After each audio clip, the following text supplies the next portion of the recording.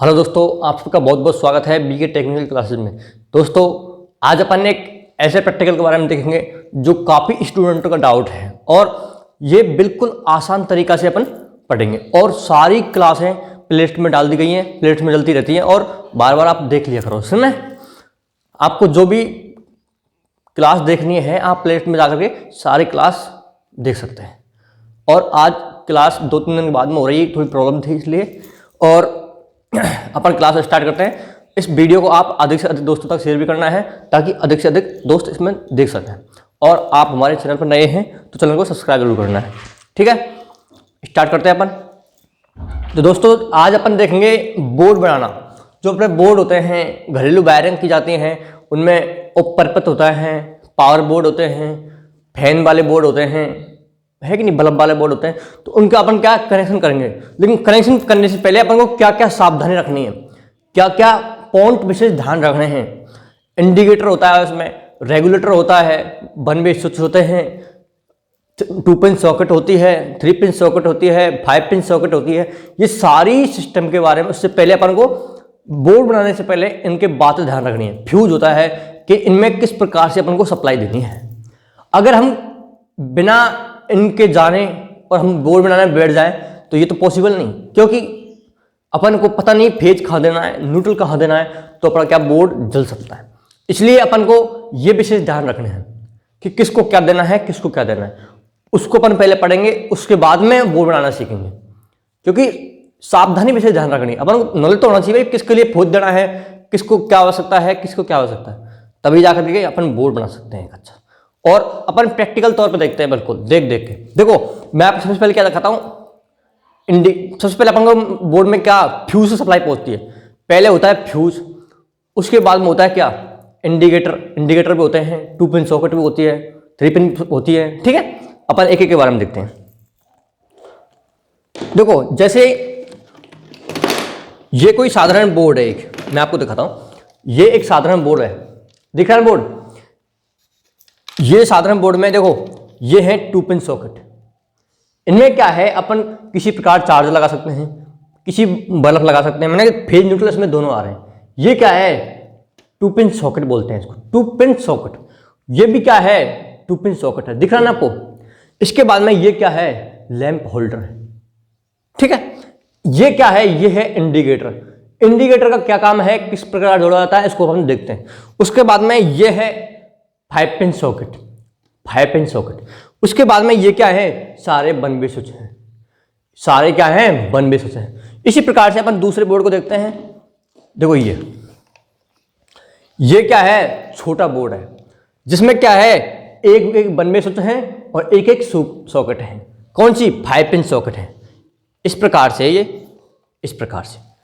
ठीक है, अब इसमें क्या है, एक सॉकेट एक 1 वे स्विच के साथ, एक सॉकेट एक 1 वे स्विच के साथ। इसी प्रकार से हम दूसरे को देखते हैं। ये देखो, ये कौन सा बोर्ड है, इसको बोलते हैं पावर बोर्ड, यानी कि 16 एम्पियर पर काम करता है। 16 एम्पियर पावर बोर्ड होते हैं अपने बड़े हाईवे लोड के लिए।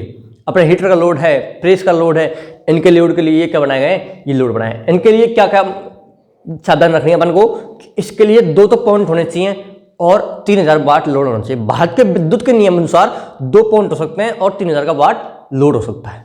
तो देखो, ये क्या है, स्विच है, और ये क्या है, 5 पिन सॉकेट है। इसके साथ ये कंट्रोल है। ये कौन सा बोर्ड है, एक पावर बोर्ड है, जो आपने देखा होगा नीचे लगा होता है, करीबन 0.5 मीटर पर लगा। ये पावर बोर्ड है, ये 16 एम्पीयर क्षमता के बने होते हैं। ठीक है, इसके बाद में अपन एक स्विच देते हैं। स्विच भी देखो अलग अलग प्रकार के मिलते हैं। ये 1 वे स्विच देखो, दिख रहा है ना आपको। इस प्रकार के भी क्या होते हैं, स्विच होते हैं। देखो, ये 1 वे स्विच है। इसके बाद में ये भी क्या है, एक 1 वे स्विच है ना, 1 वे स्विच। देखो, इस प्रकार से ये क्या काम करता है। ठीक है, तो अपन एक एक के बारे में इसी प्रकार से देखते हैं। तो पहला अपन क्या देखते हैं, इंडिकेटर के बारे में।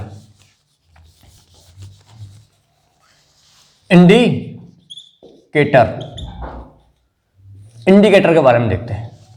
यानी कि ऐसे करते हैं, इंडिकेटर से पहले अपन फ्यूज देखते हैं, है ना, क्योंकि पहले सबसे पहले सप्लाई फ्यूज भी अंदर ही आएगी। अगर बोर्ड में एक फ्यूज लगा होता है, एमसीबी लगी हो सकती है, तो ठीक है, अपन देखते हैं फ्यूज के बारे में। कि फ्यूज बोर्ड में लगा होता है, उस फ्यूज का कार्य क्या है। फ्यूज का कार्य है, अगर परिपथ पर ओवरलोड हो जाए तो फ्यूज क्या करता है, फ्यूज के अंदर एक बार बंधा होता है, बार होता है फ्यूज के अंदर। जो इस प्रकार का फ्यूज होता है एक, ये क्या है, फ्यूज होता है इस प्रकार का, इस प्रकार का फ्यूज होता है। इसमें क्या होता है, एक यहां पर बार बना होता है, बार जो किसका बना होता है, लेड व टिन का, लेड प्लस टिन का बना होता है फ्यूज वायर। किसका, लेड व टिन का, जिसमें 63% मात्रा किसकी होती है, टिन की होती है, और 37% होती है लेड की। ये किसका बना होता है, लेड व टिन का बना होता है फ्यूज वायर, जो क्या करता है, अधिक लोड होने पर, यानी कि शॉर्ट सर्किट दोष होने पर, किसी प्रकार का दोष होने पर, ये क्या करता है, परिपथ को मतलब सुरक्षा प्रदान करता है। ये क्या करेगा, एक वायर हमने इस प्रकार बांधा तो ये क्या करता है, स्वयं जल जाता है, लेकिन परिपथ को जलने नहीं देता। अब इसमें अपने फ्यूज तार बांध दिया, तो इसी के ऊपर एक इस प्रकार का होता है, उसको बोलते हैं हम क्या, उसको बोलते हैं क्या, ये तो निचला क्या है, आधार है, ये क्या है, कैरियर है, निचला आधार यानी कि बेस, और ऊपर का क्या है, कैरियर बोलते हैं।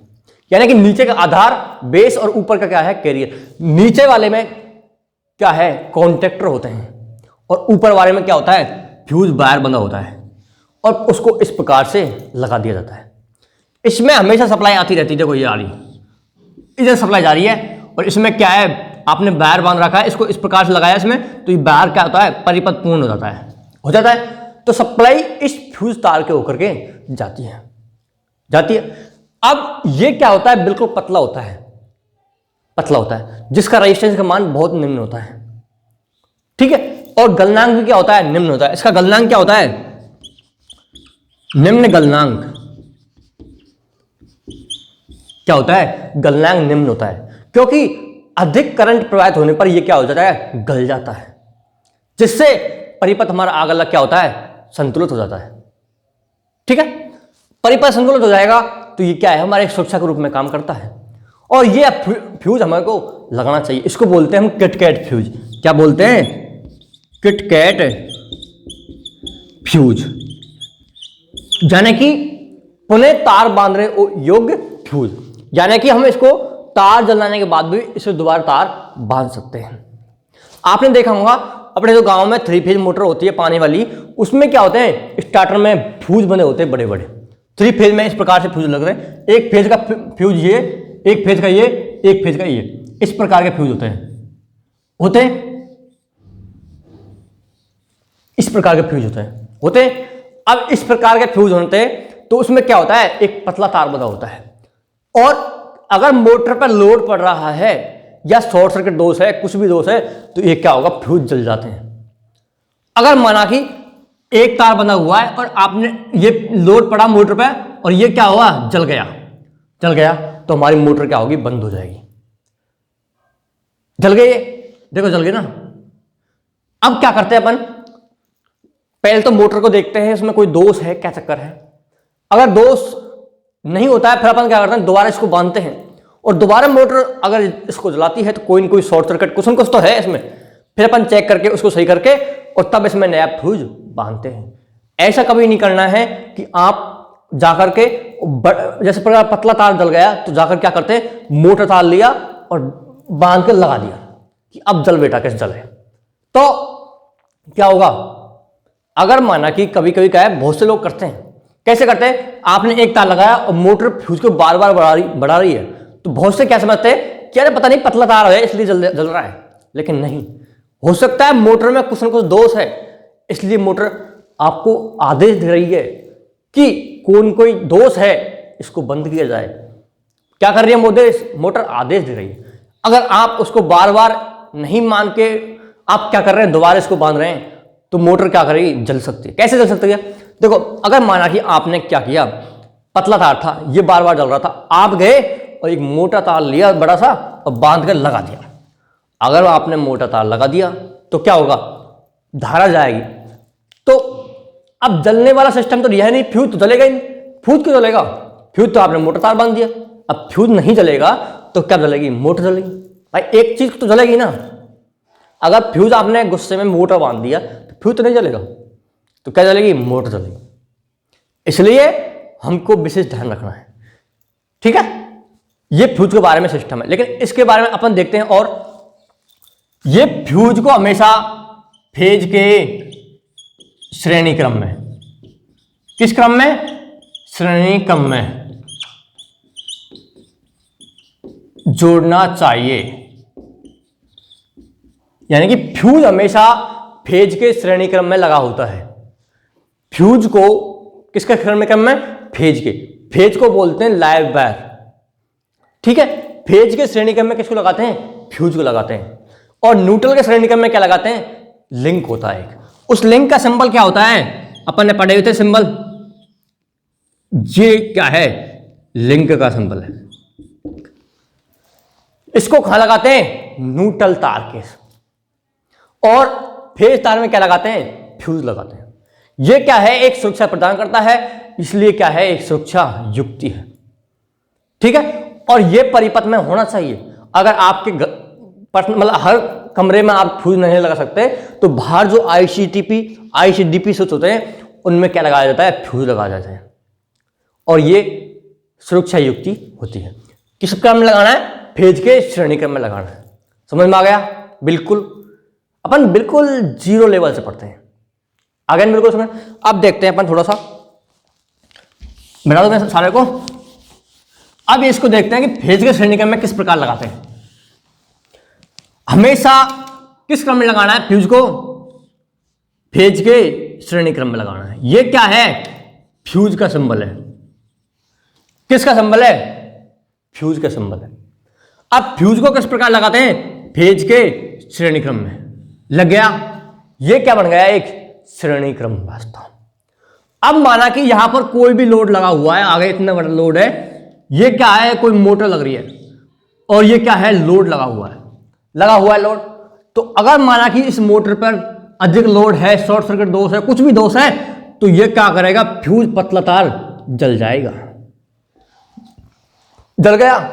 अब परिपथ यहीं ऑफ हो गया, मोटर तक सप्लाई अपनी नहीं पहुंचेगी। अब हमारी मोटर सुरक्षित प्रदान करती है, इसलिए फ्यूज का कार्य ये है। तो फ्यूज को हमेशा किस क्रम में लगाना है? श्रेणी क्रम में लगाना है, ठीक है। बिल्कुल क्लियर हो गया है ना।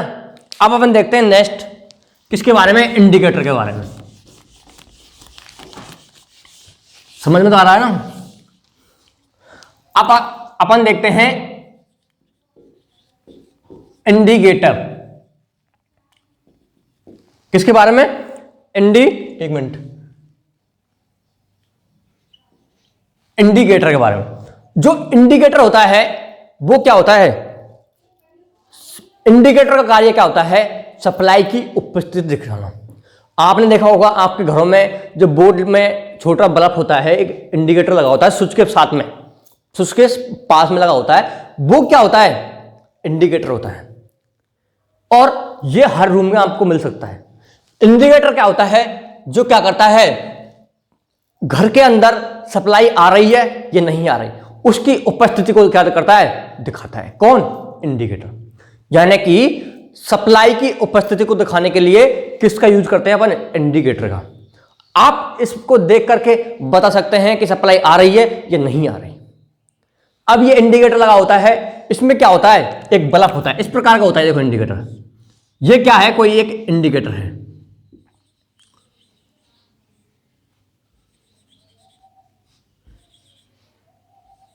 ये क्या है? कोई इंडिकेटर है। इसको क्या दर्शा दियो? इंडिकेटर। इसके अंदर क्या होता है? एक बल्ब होता है। एक क्या होता है? बल्ब होता है। और उससे पहले क्या लगता है? इसके श्रेणी क्रम में प्रतिरोध लगा होता है। प्रतिरोध यानी कि बल्ब के श्रेणी क्रम में क्या लगा दिया हमने? एक प्रतिरोध, रेजिस्टेंस लगा होता है। और वो लगभग 1000 ओम तक होता है। 1000 ओम से अधिक भी हो सकता है। वो क्यों लगाया गया प्रतिरोध हमने? इस बल्ब की सुरक्षा के लिए। क्योंकि ये कम वोल्टेज वाला होता है और इसको अधिक वोल्टेज, जैसे मैंने ये हमेशा सप्लाई के साथ लगा होता है तो 230 वोल्टेज इसको मिलेंगे, तो ये क्या हो जाएगा, खराब हो सकता है। इसकी सुरक्षा के लिए हमने इसके श्रेणी क्रम में क्या लगाया, एक रेजिस्टेंस लगा दिया। अब ये रेजिस्टेंस क्या करेगा, ये खुद ड्रॉप करेगा और इसको जितनी आवश्यकता है उतनी ये क्या पहुंचाएगा, आपको बल्ब के लिए सप्लाई पहुंचाएगा। ठीक है, बाकी सारी ड्रॉप कौन कर जाएगा, रेजिस्टेंस कर जाएगा। इसकी सुरक्षा के लिए हमने क्या लगाया है, एक रेजिस्टेंस लगाया। इस प्रकार का होता है और ये लगभग 0.5 वाट का क्या करता है, लोड मतलब खपत करता है। इसकी जो वाटेज होती है वो कितनी होती है, 0.5। 0.5 क्या होती है, वाट होती है। कोई भी बल्ब है वो 0 वाट का नहीं हो सकता, यानी कि P बराबर 0 का मान नहीं हो सकता, क्योंकि कुछ ना कुछ वो, अगर P बराबर 0 हो गया तो P बराबर क्या होता है, B इंटू I। इसका मतलब तो ये भी 0 हो गए, तो ये 0 हो गए, इसमें धारा वोल्टेज पहुंची नहीं तो बल्ब जलेगा ही नहीं। इसलिए अपन बोलते हैं गांव में कि 0 वाट का बल्ब, लेकिन कोई भी बल्ब 0 वाट का नहीं हो सकता, क्योंकि उसके लिए B और I निश्चित आवश्यकता है। कुछ भी मात्रा में हो, कम हो, न के बराबर हो, लेकिन जरूर होंगे। अगर P का मान 0 हो गया तो बल्ब में सप्लाई नहीं जाती है। ठीक है, ये आ गया सर कंप्लीट। इसलिए ये क्या है, 0.5 वाट का होता है इंडिकेटर, इतनी अपनी क्या खपत होती है। इसके बाद में ये जो इंडिकेटर लगा होता है ये क्या कर रहा है, सप्लाई की उपस्थिति दिखा रहा है, यानी कि एक बल्ब ही तो है और बल्ब के लिए क्या आवश्यकता है, फेज और न्यूट्रल दोनों होंगे। फेज व न्यूट्रल दोनों सप्लाई इस तक पहुंचेगी, मतलब दोनों परिपथ पूर्ण होगा, तभी जाके इसके लिए क्या ये जलेगा, तभी जाके परिपथ की उपस्थिति दिखाएगा, यानी कि सप्लाई की उपस्थिति दिखाएगा। कब, जब इसके लिए फेज में न्यूट्रल दोनों मिलेंगे। तो इसको किसको, एक मिनट, इसको थोड़ा मिटाते हैं अपन, इसमें लिखते हैं अपन इंडिकेटर को हमेशा सप्लाई के समांतर क्रम में जोड़ा जाता है। यानी कि जो इंडिकेटर होता है उसको हमेशा सप्लाई के समांतर क्रम में, यानी कि समांतर क्रम मतलब समझ रहा है, समांतर बना के ये है, ये क्या है, न्यूट्रल है और ये फेज है, तो इसके समांतर क्रम का मतलब समझ रहे हो आप। ये क्या लगा दिया मैंने, एक इंडिकेटर लगा दिया, यानी कि जिस प्रकार वोल्टमीटर लगा होता है उसी प्रकार से हमको इंडिकेटर लगाना है। जिस प्रकार से वोल्टमीटर के लिए फेज में न्यूट्रल दोनों चाहिए, उसी प्रकार इंडिकेटर के लिए भी फेज में न्यूट्रल दोनों चाहिए। यानी कि इसमें एक बल्ब है, इसके लिए न्यूट्रल भी आ सकता है और फेज भी आ सकता है, तभी जाके बल्ब है प्रकाश होगा। बिल्कुल समझ में आ गया, क्लियर है। अब देखते हैं, ये इंडिकेटर लगा होता है, इसको फेज और न्यूट्रल दोनों अपन ने दे दिए, तो इसमें अपन लिखेंगे इसके लिए फेज व न्यूट्रल दोनों चाहिए, दोनों क्या होते हैं, आवश्यक हैं। अगर फेज न्यूट्रल दोनों मिलेंगे तभी जाकर के ये क्या ग्रो करेगा, प्रकाश देगा। ठीक है, तो अपन को ध्यान आ गया कि इंडिकेटर के लिए फेज न्यूट्रल दोनों चाहिए, यानी कि कहीं से भी इंडिकेटर के लिए फेज न्यूट्रल दोनों पहुंचाने हैं, तभी जाकर इंडिकेटर काम करेगा। यानी कि बोर्ड बनाते समय हमको ये ध्यान रखनी है कि इंडिकेटर के लिए फेज भी पहुंचाना है और न्यूट्रल पहुंचाना है। आप इस प्रकार से पहुंचा सकते हैं, इसके लिए ये कोई इंडिकेटर है, इसके लिए इस प्रकार से भी क्या, ये न्यूट्रल दे दिया और ये फेज दे दिया, यानी कि कोई से भी टर्मिनल पर फेज और कोई से टर्मिनल पर न्यूट्रल पहुंचाना है, लेकिन पहुंचाना जरूर है। देखो दिखा ना, यानी कि फेज न्यूट्रल उल्टे हो सकते हैं, लेकिन इसके लिए दोनों पॉइंट आवश्यक हैं, क्योंकि इसमें बल्ब होता है। क्लियर हो गया ना, बिल्कुल क्लियर हो जाएगा। अब ये न्यूट्रल को अपन इंडिकेटर को देख लिया, इंडिकेटर सप्लाई के समांतर क्रम में जोड़ा होता है, जिसके लिए फेज में न्यूट्रल दोनों चाहिए। ये क्या करता है, यह है इसका कार्य सप्लाई की उपस्थिति दिखाना।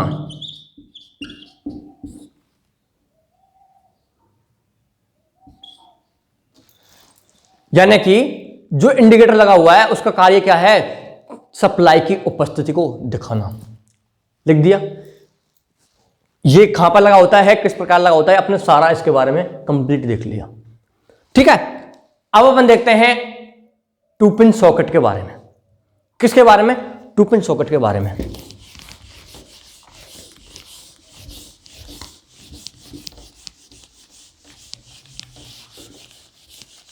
देखो ये क्या है, टू पिन सॉकेट। जो टू पिन सॉकेट होती है वो हर बोर्ड के अंदर लगी होती है, और लगा भी सकते हैं नहीं भी लगा सकते हैं। वो टू पिन सॉकेट भी क्या है, किस प्रकार से काम करती है, जिस प्रकार से थ्री पिन सॉकेट होती है और फाइव पिन सॉकेट होती है, उसी प्रकार से टू पिन सॉकेट भी काम करती है। लेकिन उसमें पॉइंट थ्री सॉकेट में और 5 पॉइंट सॉकेट में उसमें क्या होता है, एक पॉइंट एक्स्ट्रा। वो क्या है, वो अर्थिंग वाला होता है। देखो इस प्रकार देखते हैं, ये क्या है, एक टू पिन सॉकेट है। क्या है, टू पिन सॉकेट है। ये टू पिन सॉकेट में क्या है, आप कोई भी चार्जर, आप घरों में देखा होगा, कोई भी इसमें चार्जर लगा दिया, कोई भी इसमें बल्ब के 2 तार लगा दिए, बल्ब जल रहा है। यानी कि इसमें चार्जर लगा देते हैं, मोबाइल चार्ज होता है। और एक होता है इसी प्रकार से, ये क्या है, थ्री पिन सॉकेट है। ये क्या है, थ्री पिन सॉकेट है। और एक ये क्या है, ये 5 पिन सॉकेट है। ये क्या है, 5 पिन सॉकेट है। तो इनमें क्या सिस्टम है देखते हैं अपन। ये 2 पिन सॉकेट है, इसमें आप कोई भी चार्जर लगा देंगे तो आपका मोबाइल चार्ज हो जाता है, यानी कि उसके लिए फेज न्यूट्रल दोनों पहुंच गए। तो इसलिए इसको क्या है, फेज व न्यूट्रल दोनों ही आवश्यक हैं। किसके लिए, इंडिकेटर के लिए। तो इंडिकेटर नहीं, two pin socket, two pin socket को फेज व न्यूट्रल दोनों चाहिए। इसका मतलब टू पिन सॉकेट को फेज व न्यूट्रल दोनों ही आवश्यक हैं, तभी जाके इसमें सप्लाई पहुंचेगी। और आप इसमें कोई भी चार्जर लगाएंगे, कुछ भी लगाएंगे, तो आपका मोबाइल चार्ज हो रहा है, क्योंकि इसके लिए फेज व न्यूट्रल दोनों मिले हुए हैं। ये क्या है, एक टू पिन सॉकेट है। इसी प्रकार से थ्री पिन सॉकेट में भी क्या होता है, ये न्यूट्रल दे दिया आपने, और ये क्या दे दिया, इसके लिए फेज दे दिया फेज। इसके लिए एक के लिए फेज दे दिया, एक के लिए क्या दे दिया, आपने न्यूट्रल दे दिया। तो ये क्या होता है, ये होता है अर्थ वाला। और ये जो अर्थ वाला होता है, ये अपने अभी परसों ही एक क्लास ली थी, आप उसमें प्लेलिस्ट में देख सकते हैं। ये मोटा व लंबा किस प्रकार से होता है, क्यों होता है, कारण क्या है, इसकी सारा डिटेल आपने देखा था, आप जाकर के इसमें देख सकते हैं। और इसकी आपको कमेंट में डाल दूंगा और आप देख सकते हैं। इसकी वीडियो जरूर देखना, क्योंकि इसका एक काम क्या है, ये मोटा क्यों होता है, और ये सॉकेट का सिस्टम भी मैंने उसमें समझाया था आपको, आपने क्लास में देखा होगा तो अच्छा समझ में आ रहा होगा। देखो इसका कार्य क्या है, अर्थ वाला। ये अर्थ का काम करता है, इसको ई से दर्शाते हैं। ये फेज न्यूट्रल पहुंच गए।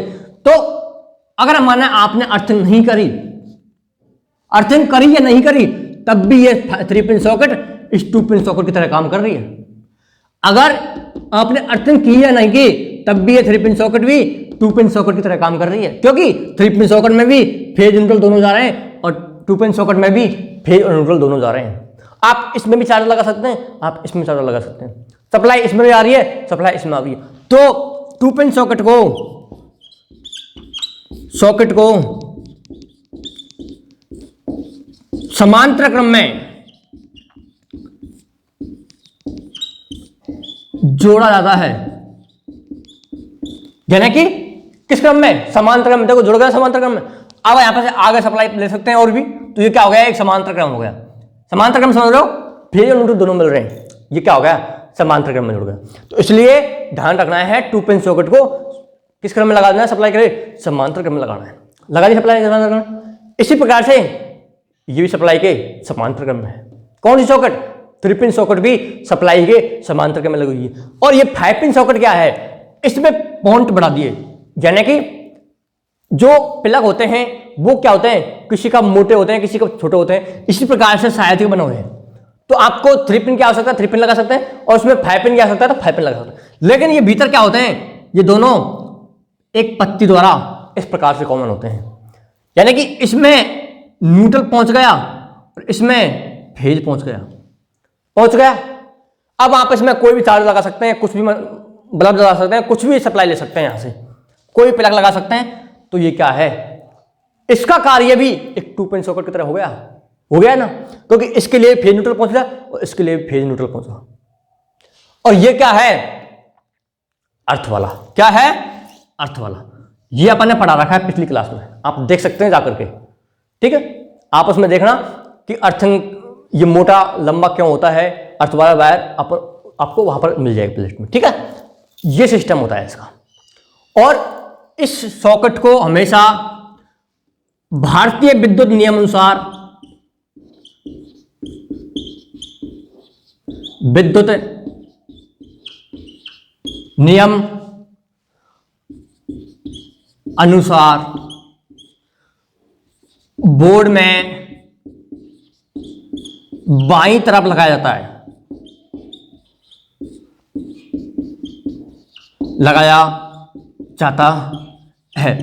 यानी कि भारतीय विद्युत के नियम अनुसार जो ये सॉकेट है, 3 पिन सॉकेट है और 5 पिन सॉकेट है, इसको बोर्ड में बाईं तरफ लगाया जाता है। यानी कि बोर्ड में किस तरफ लगाना है, बाईं तरफ लगाना है। किसको, इस सॉकेट को। ये अपन को परिपथ बनाने यानी कि वायरिंग करते समय ये बात जरूर ध्यान रखनी है, किसके साथ में लगाना है, बाईं तरफ लगाना है। ये सारा सिस्टम 2 पिन सॉकेट और 3 पिन सॉकेट और 5 पिन सॉकेट का आपको कंप्लीट समझ में आ गया। ये अलग अलग क्षमता के होते हैं, जिस प्रकार से 6 एम्पियर है, और बड़े जो पावर होते हैं वो क्या है, 16 एम्पियर के होते हैं। कितने के, 16 एम्पियर के पावर बोर्ड के, ठीक है। जो पावर बोर्ड के होते हैं वो कितने होते हैं, 16 एम्पियर के, और जो ये अपने उपरिपथ बोर्ड होते हैं वो कितने होते हैं, 6 एम्पियर वाले, ठीक है। ये मैं उम्मीद करता हूं सारा कुछ समझ में आ गया आपको। तो अपन ने आज का देखा, फ्यूज देखा, उसके बाद में इंडिकेटर देखा, और ये 2 पिन सॉकेट, 3 पिन सॉकेट और 5 पिन सॉकेट देखी। मैं उम्मीद करता हूं आपको सारा कुछ समझ में आ गया। और इसी प्रकार से अपन 1 वे स्विच को देखेंगे, रेगुलेटर को देखेंगे, तब जाकर के अपन एक बोर्ड का निर्माण कर सकते हैं। क्योंकि ये सारी बात अगर आपको पता है तभी जाकर एक बोर्ड बना सकते हैं, नहीं तो बोर्ड बनाने समय कोई भी गलती हो गई, फेज न्यूट्रल कहीं भी उलझल हो गया तो बोर्ड आपका जल सकता है, ठीक है। और इस क्लास को अधिक से अधिक दोस्तों तक शेयर भी करना है, ताकि अधिक से अधिक दोस्त इसको देख सकें। और आप हमारे चैनल पर नए हैं तो चैनल को सब्सक्राइब करना है, और आप हमारे व्हाट्सएप ग्रुप से जुड़ सकते हैं, तो आपको लिंक दी हुई है, आप जाकर के वहां पर ज्वाइन कर सकते हैं बार पर। उसमें सारी डिटेल, सारी इंफॉर्मेशन, क्वेश्चन सारे मिलते रहते हैं, ठीक है। और जो भी 1000 की क्वेश्चन सीरीज चल रही है, आप उसमें क्वेश्चन देख सकते हैं, हर चैप्टर के रिलेटेड क्वेश्चन मिल रहे हैं, मोस्टली जो भी एग्जाम के अंदर रिलेटेड आए हुए हैं, यानी कि बहुत मोस्टली क्वेश्चन आपको प्रोवाइड किए जा रहे हैं। 1000 क्वेश्चन बैंक होते हैं, और इसके साथ साथ में जो 90 क्वेश्चन बैंक है, किसी भी सीटीआई बंदा सीटीआई करना चाहता है या सीटीआई कर रहा है, किसी भी कंपटीशन एग्जाम के लिए 90 क्वेश्चन बैंक जो भारतीय स्किल क्वेश्चन बैंक है वो बहुत ओरिएंटेड है। आप उसकी भी क्लास चल रही है लगातार, आप उस पर भी प्लेलिस्ट में जाकर के देख सकते हैं। सारे क्वेश्चन ओरिएंट मतलब बिल्कुल मोस्टली क्वेश्चन है, किसी भी सीटीआई बंदा कर रहा है या सीटीआई करने वाला है या कोई भी कंपटीशन एग्जाम के लिए बैठा है, ठीक है। ओके, सारा कुछ सिस्टम, और आप हमारे चैनल पर जाकर के सारा प्लेलिस्ट में पूरी वीडियो मिल जाएगी आपको। Okay, bye.